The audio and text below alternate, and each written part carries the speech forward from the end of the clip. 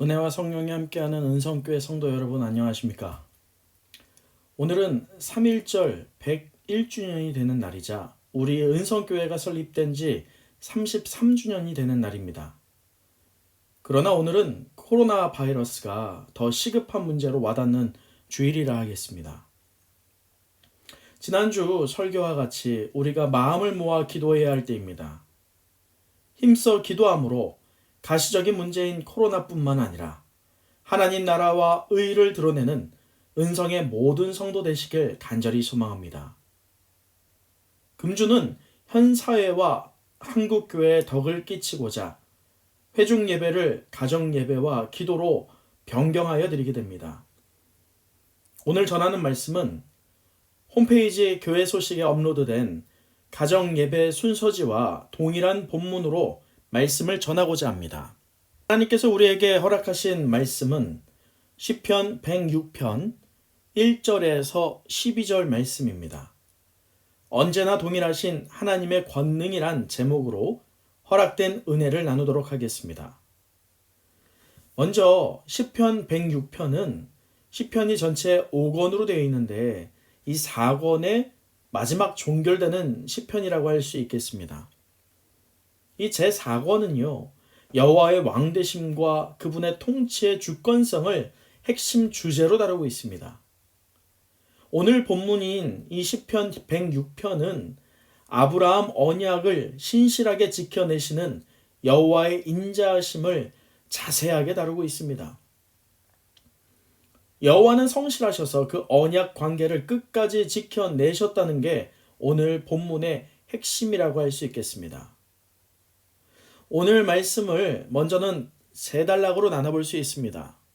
첫째, 1절에서 5절인데요. 도입 찬양과 기도입니다. 이 시편 106편은 특이하게 할렐루야로 시작해서 할렐루야로 마치고 있는데 이 예배 인도자는 회중들을 향해서 여호와께 감사하라라고 초청을 하고 있습니다.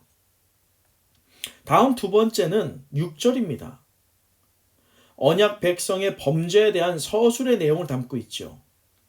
이스라엘 백성이 하나님 앞에 범죄했다는 사실을 지적하고 있고 또 이 두 번째 단락에서의 특이점은 자신들의 현재 범죄와 과거 조상들의 범죄를 연관지어서 하나님 앞에 우리가 무엇을 돌이켜야 될지를 깨닫게 하고 있습니다. 마지막 세 번째 단락은 7절에서 12절로 이 홍해에서의 범죄와 하나님의 인자하심의 내용을 담고 있습니다. 홍해 앞에서 이스라엘 백성들은 하나님을 향해서 의심을 하고 또 불만을 토로했던 반면에 하나님은 인자하심으로 그들의 살 길을 내주었다는 그 내용이 마지막 단락의 내용이라고 할 수 있겠습니다. 사랑하는 성도 여러분, 하나님의 선하심과 인자하심이 없이 우리 인생을 설명하기는 참으로 어렵습니다. 지금 비록 코로나 바이러스의 문제로 온 사회가 두려움과 혼란으로 어수선한 상황이긴 하지만 결국 전능하신 하나님의 권능의 손을 통해 모든 문제가 정리될 줄 믿습니다. 더불어 이러한 일련의 과정을 통해서 하나님은 당신의 인자하심과 선하심을 우리에게 밝히 보이실 것을 믿습니다. 일반적으로 과거사 청산이라는 말을 사용할 때면 한 민족이나 국가의 역사 또는 개인사의 비극적인 사건의 진실을 규명하는 과정이라고 할 수 있겠죠. 그런데 신앙도 이와 같습니다. 현재 코로나 사태를 두려워만 할 것이 아니라 이 문제를 영적으로 해석해야만 한다는 것이죠. 그렇다면 영적인 부분에서 전능하신 하나님께서 이 코로나 사태를 통해서 우리에게 무엇을 말씀하려는 것일까? 라고 하는 이 질문에 대한 의구심을 가져야 합니다. 또 그에 대한 건강한 답을 찾아야 할 때입니다. 오늘 하나님께서 그것을 우리에게 찾고 또 그 찾은 답을 통해서 살아갈 지혜를 또 신앙을 소유하기를 원하신다는 것이죠. 사랑하는 우리 은성교회 성도 여러분, 하나님과 그분의 백성 사이에 청산해야 할 죄가 있다면 무엇을 해야 할까요? 그것은 바로 회개입니다. 회개를 통해서 회복으로 나아가야 한다는 것이지요. 그렇다면 어떻게 해야 하나님과의 관계가 회복될 수 있을까요? 우리 은혜와 성령이 함께하는 은성교회 성도 여러분, 믿는 성도가 신앙생활에 있어서 가장 조심해야 할 것이 있습니다. 그것은 바로 오늘 7절과 13절에서 말하고 있어요. 먼저 7절을 보면 우리의 조상들이 애굽에 있을 때 주의 기이한 일들을 깨닫지 못하며 주의 크신 인자를 무엇이라고 합니까? 기억하지 아니한다라고 합니다. 망각했다는 것이죠. 또 13절을 보면 그러나 그들은 그가 행하신 일을 곧 어떻게 한다고 하죠? 잊어버리며 그의 가르침을 기다리지 아니했다고 합니다. 우리 성도가 이 신앙생활에 있어서 가장 조심해야 할 것이 바로 망각입니다. 잃어버린다는 것이죠. 잊어버린다는 거예요. 하나님은 죄에 있던 우리를 하나님의 자녀됨으로 인도하셨고 자녀됨 가운데에서 자유함을 우리에게 누리게 허락하여 주셨습니다. 여러분은 그것을 믿으십니까? 아멘. 그렇다면 하나님께서 이 코로나 사태를 왜 우리에게 주신 걸까요? 이 일련의 일들을 통해서 우리를 심판하시기 위함이실까요? 아닙니다. 성경은 그렇게 말씀한 적이 없어요. 혹 그러한 생각을 갖고 계시다면 하나님을 오해한 것입니다. 그러한 하나님이 우리가 믿고 있는 하나님이라고 한다면 성경이 말씀하고 있는 사랑의 하나님과 모순되기 때문입니다. 이는 분명 하나님께서는 우리에게 무언가를 깨닫기 원하신다는 것이지요. 오늘 말씀의 제목을 다시 한번 살펴보죠. 말씀의 제목은 언제나 동일하신 하나님의 권능입니다. 하나님은 언제나 동일하시다라는 게 바로 전제입니다. 하나님께서는요, 우리와 하나님의 관계를 이 일련의 상황들을 통해서 다시 분명하게 깨닫기를 원하고 계실 줄 믿습니다. 그러게 믿는 성도된 우리는요, 먼저 하나님과 맺은 관계가 회복되기 위해서는 결코 잊어서는 안 될 일들이 있다는 것을 점검해야 합니다. 자, 그럼 본문으로 돌아가서 우리 1절 말씀을 읽어보도록 하죠. 할렐루야, 여호와께 감사하라. 그는 선하시며 그 인자하심이 영원함이로다. 오늘 말씀에서는 우리에게 먼저 회복을 구하는 백성이 되어야 한다고 말씀합니다. 우리가 누구에게 감사해야겠습니까? 일반 세상 사람도 감사해야 할 일들이 있을 땐 감사합니다. 그런데 믿는 성도는요, 슬퍼하거나 두려움 가운데에서 감사할 수 있어야 됩니다. 그러면서 하나님의 그 선하심과 그 인자하심이 영원함으로 현재 나의 그 두려움과 번민에 빠져 있다 할지라도 하나님께서 분명히 회복하실 것이라고 하는 분명한 믿음의 선포가 바로 1절 여호와께 감사하라 라는 말씀입니다. 주께 감사하고 찬양하라는 이 시인의 선포는요, 간결하지만 절대 가볍지가 않습니다. 그렇게 2절의 고백같이 하나님의 권능을 말로 다 형용할 수 없다는 것을 오늘 고백하지요. 2절 누가 능히 여호와의 권능을 다 말하며 주께서 받으실 찬양을 다 선포하랴. 하나님께서 우리에게 주신 그 권능을 우리가 어떻게 표현할 수 있겠습니까? 또 주께서 받으실 찬양을 우리가 어떻게 다 선포할 수 있겠습니까? 하나님의 권능이 그만큼 크다는 것을 오늘 시편의 저자는 고백하고 있습니다. 물론 우리의 삶의 현장, 일상에서 나타나는 하나님의 권능이 함께 하심에 대해서 체험하고 증거하며 산다는 것은요, 결코 쉽지만은 않습니다. 특히 현재 코로나 사태로 두려움과 혼란 자체인 현 상황이 더욱 그러하죠. 더 나아가서 이로 인해서 우리의 삶에서 재정적인 손실과 건강에 대한 염려, 그리고 사람을 기피함에서 찾아오는 어떤 적막감 등 이런 만연한 현 상황에서 하나님의 은혜를 붙잡는다는 것이 결코 쉽지만은 않습니다. 지난주 말씀을 기억하십니까? 기도하자 우리 마음 아파요. 하나님께서 오늘 이 시대에 이 코로나 사태를 통해서 우리 믿는 성도에게 분명히 요청하시는 것은 힘써 기도하는 것입니다. 끊임없이 기도하는 것입니다. 그래서 하나님 나라와 의를 구하는 것입니다. 그래서 이 일련의 과정을 통해서 누가 진짜고 누가 가짜인지가 드러날 수 있다는 것이죠. 사랑하는 성도 여러분, 하나님께서 주신 은혜를 깨달은 자들은요, 3절 같은 삶의 열매가 분명히 보여질 줄 믿습니다. 3절, 정의를 지키는 자들과 항상 공의를 행하는 자는 무엇이 있다고 합니까? 그렇습니다. 우리는 세상의 복이 아닙니다. 세상의 안주를 구하는 것이 아닙니다. 세상에서 편하게 살고 또 부하게 사는 것 참 중요합니다. 그러나 믿는 성도에게 있어서요, 진정한 복은 바로 하나님 나라와 하나님의 의를 구한 결과 우리가 천국 백성으로서 의의 멸류관을 소유하게 되는 것일 줄 믿습니다. 누구에게나요, 고통과 고난은 피하고 싶은 어려운 과제입니다. 그러나 그럼에도 절망할 수밖에 없는 상황이었는데 소망을 찾을 수 있는 이유가 있습니다. 그것은 바로 하나님의 능력이 우리에게 나타난 능력됨일 줄 믿습니다. 오늘 시편의 저자와 동일한 참 믿음을 가진 자들이 바로 우리 은성의 식구 되길 간절히 소망합니다. 현재 이 어려운 상황과 시국을 영적으로 깨어 바라보기를 간절히 사모합니다.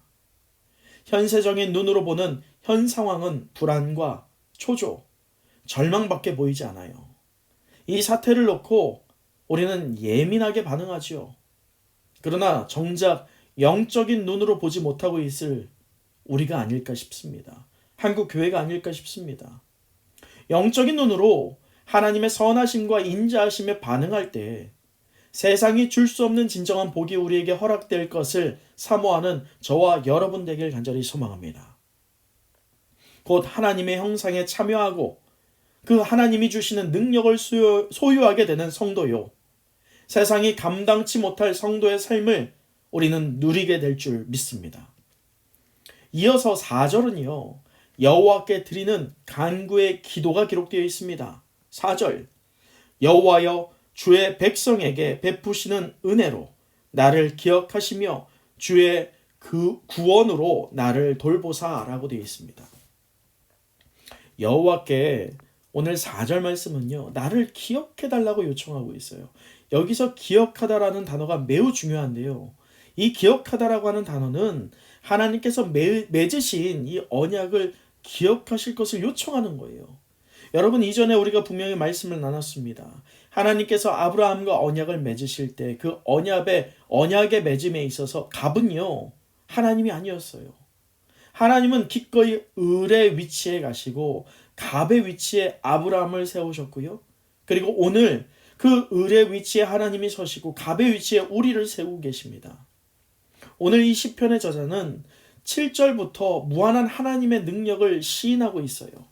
7절, 우리의 조상들이 애굽에 있을 때 주의 기이한 일들을 깨닫지 못하며 주의 크신 인자를 기억하지 아니하고 바다 곧 홍해에서 거역하였나이다. 무한한 하나님의 능력 앞에서 과거 본인들의 선조들이 하나님을 신뢰하지 못했던 것이 오늘 재차 반복되지 않기를 소망하면서 하나님을 찬양하고 있는 구절이라 할 수 있겠습니다. 여러분, 이 코로나 바이러스 이전에도 여러 가지의 위협적인 요소들이 우리 한국 교회에 있었습니다. 신종플루와 메르스, 그리고 오늘의 이 코로나 바이러스. 참 신기한 것은요, 그때마다 한국 교회는 두 가지 양상이 꼭 있었어요. 세상 사람들과 똑같이 두려움에 사로잡혀 있는 성도들, 유약한 성도들. 그러나 반대로 오히려 그때 더 기도로 열심을 내며 또 예배 가운데에서 본인의 자리에서 하나님을 찬양하는 진실된 성도들, 이 두 가지 양상은 늘 반복되어 왔습니다. 여러분, 오늘 광야 생활에서 조금의 문제만 닥치면 이내 모세와 하나님을 원망하고 불평했던 이스라엘 백성들이었습니다. 이것이 바로 하나님의 은혜에 대한 망각인 것이죠. 신종플루 때도 하나님께서 분명히 나서셨고 또 메르스 사태 때도 하나님의 은혜가 있었습니다. 근데 그 은혜가 분명히 있었고 하나님의 도우심이 있었고 보호하심이 있었는데 또 다른 사태인 이 코로나 앞에서 또 한국교회는 좌절하고 있습니다. 여기서 오해하면 안 될 것은 이 코로나 바이러스의 그 파급력이 굉장히 큽니다. 그렇기에 이 바이러스에 노출되지 않도록 스스로 잘 정비를 해야 됩니다. 조심해야 됩니다. 오늘 우리 역시나 우리 사회와 한국교회의 덕을 세우고자 회중 예배를 가정 예배로 대체하고 있습니다. 그러나 절대 여기서 오해하면 안 됩니다. 우리가 육적으로 모이지 않는다고 해서 영적으로까지 흩어져서는 안 된다는 것이지요. 세상 사람들은요, 두려움과 혼란으로 이 코로나 바이러스에 대한 경보가 울리기만 하면 어떻게 해야 할지 몰라 우왕좌왕합니다. 그러나 우리 믿는 성도 조심해야 되지만 조금 다른 반응을 보여야 되지 않을까요? 오히려 하나님을 믿는 성도라고 하는 그 정체성을 그 어느 때보다도 강조하고 회복되어야 할 때가 바로 이 시점이라는 것이지요. 성도는 현 상황에 대해서 어떻게 할지에 대해서 반응하기 이전에 하나님 앞과 또 사람들 앞에서 어떤 모습을 살아야 할지에 대해서 가장 먼저 고민해야 한다는 것입니다. 사랑하는 성도 여러분, 우리는 결코 잊어서는 안 됩니다. 우리 역시나 살아계신 하나님을 분명히 체험한 경험이 있으실 것입니다. 작은 것에도 감사하고 다른 사람과 함께 나누는 것을 중요하게 생각하면서 살아가는 모습, 그것이 성도가 하나님의 자녀된 모습을 제대로 나타내는 것이기 때문입니다. 현 상황이 분명히 혼란스러운 사태임은 분명합니다. 그러나 언제나 동일하신 하나님의 권능을 그 어느 때보다 더 믿음의 확신으로 붙잡아야 할 때임에도 분명하다는 것을 우리가 영적으로 깨닫기를 소망합니다. 망각하고 하나님의 능력을 의심한 결과는 원망과 불편밖에 없었습니다. 성경이 오늘 그것을 우리에게 교훈합니다. 우리가 하나님의 사랑과 권능에 대해서 망각하는 것이 아니라 하나님의 능력을 믿음으로 붙든다면 하나님께서 우리를 회복시키실 줄 믿습니다. 현 상황을 전환시키실 분이 전능하신 하나님이심을 믿음으로 붙잡고 또 삶에서 전하는 우리 은혜와 성령이 함께하는 은성의 모든 식구 되길 간절히 소망합니다. 말씀을 마치겠습니다. 오늘 설교의 제목은 언제나 동일하신 하나님의 권능이었어요. 우리 마지막으로 12절을 읽어보겠습니다. 이에 그들이 그의 말씀을 믿고 그를 찬양하는 노래를 불렀도다. 아멘. 사랑하는 성도 여러분, 이제 우리 차례입니다. 이에 그들이 하나님의 말씀을 믿고 하나님을 찬양하는 노래를 불렀습니다. 우리가 망각에서 돌이키면 하나님께서 우리를 기억하실 줄 믿습니다. 아멘. 하나님께서는 이스라엘이 하나님을 믿지 않으므로 그 신앙이 넘어졌음에도 불구하고 그들을 버리지 않으셨어요. 오히려 창조의 권능으로 그들을 구원해 내셨습니다. 이것은 언약의 이름인 여호와 되심, 즉 하나님의 권능을 드러내기 위함이었습니다. 코로나 바이러스에 대해 주의가 필요한 때입니다. 스스로 지키는 지혜가 필요합니다. 또한 하나님의 보호하심과 치유하심을 사모해야 할 때입니다. 하나님께서 약속하신 것은 결코 변질되거나 취소되지 않습니다. 언제나 동일하신 하나님의 권능을 우리 역시나 기억하기를 노력함으로 삶에 적용할 때, 신앙에 적용할 때 우리의 삶과 우리가 맺고 있는 환경과 관계 속에서 하나님의 권능이 드러나길 간절히 사모합니다. 그 하나님께서 기도하는 일꾼으로 저와 여러분을 세워주셨습니다. 비록 우리가 회중 예배를 드리지 못하고 이번 한 주를 각자 살아가야 합니다. 마치 전시의 상황처럼 회중 예배를 드리지 못하는 상황이라 할 수 있겠습니다. 그러나 이때 알곡과 가라지가 분명히 갈립니다. 진정 하나님이 원하시는 예배자가 구별되는 때일 줄 믿습니다. 위기를 기회로 전환하실 분이 하나님이십니다. 할렐루야. 그 하나님은 언제나 동일하신 권능을 지니신 분이실 줄 믿습니다.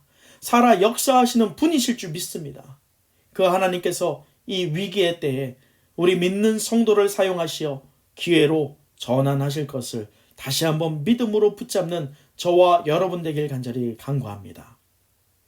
하나님의 놀라운 역사에 참여하는 은혜와 성령이 함께하는 은성의 모든 성도 되시길 간절히 사모합니다. 기도하겠습니다. 하나님 아버지, 간절히 사모합니다. 이 코로나 바이러스로 인해서 몸된 교회가 예배드리기 어려운 시국입니다. 한국 사회와 교회에 두려움과 혼란이 가득한 현 시점에 하나님의 말씀을 통하여서 하나님의 선하심과 인도하심 가운데 우리를 인도하여 주시옵시고 깨닫게 하시길 간절히 사모합니다. 이 혼란스러운 때에 하나님이 우리의 주인 되심을 믿고 바라보길 간절히 원합니다. 하나님의 인도하심 가운데 코로나 바이러스가 진정되게 하시고 두려움에 사로잡힌 우리 성도들뿐만 아니라 하나님이 통치하는 모든 세상을, 열방을 자유케 허락하여 주시옵소서. 지위의 하나님을 바르게 알 수 있도록 도와주시옵소서. 은혜를 부어주시옵소서. 우리 은성의 모든 가정에 믿음과 건강을 붙잡아 주시어서 늘 주님의 은혜와 보호하심 속에서 평안의 축복을 누리길 간절히 사모하오니 허락하여 주시옵소서. 모든 말씀 예수님의 이름으로 기도드립니다. 아멘.